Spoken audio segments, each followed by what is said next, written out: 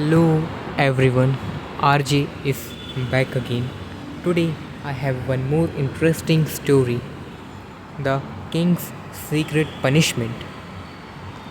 There once lived a king who never executed criminal, murderer, thieves, traitors. None of them were imprisoned. Instead, each one received the same punishment.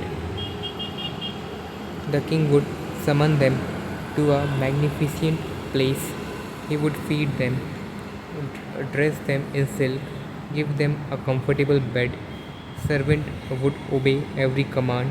The only rule was this: they were forbidden to build anything. They could not write, they could not learn, they could not teach, they could not plant, they could not repair, they could not create. Everything else was allowed. People laughed. What kind of punishment is this? Many even committed crime hoping to receive such luxury. The first month felt like heaven. The second month felt like a holiday. The third month felt like peace, peace, peaceful state. By the sixth month, something strange happened. People stopped laughing. Conversation became shorter. Faces became emptier. Some started, some stared through windows for hours. Some slept 15 hours a day. Some invented argument simply to feel something. One prisoner begged the king, "Please, give me work." The king refused. Another cried, "At least let me sweep the floor." No. Another whispered, "Let me carry stones." No. Years passed. The prisoner grew old. Not one died from disease, not one died from hunger, yet every one of them eventually lost the desire to wake up.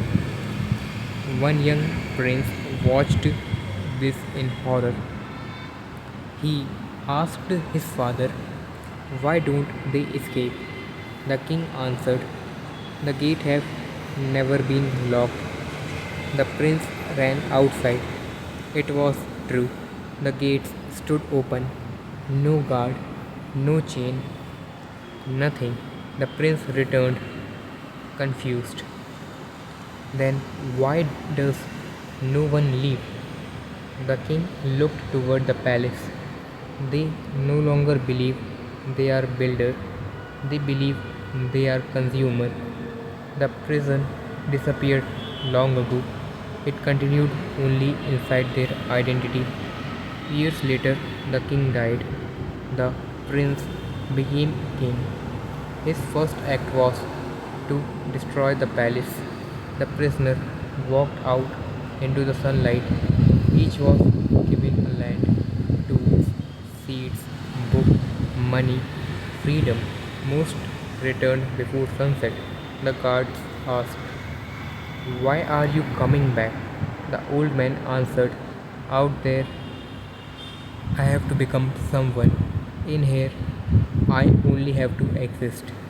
Young the young king kept the young king wept, not because the prisoner had chosen comfort, but because they had lost the ability to imagine themselves as creator.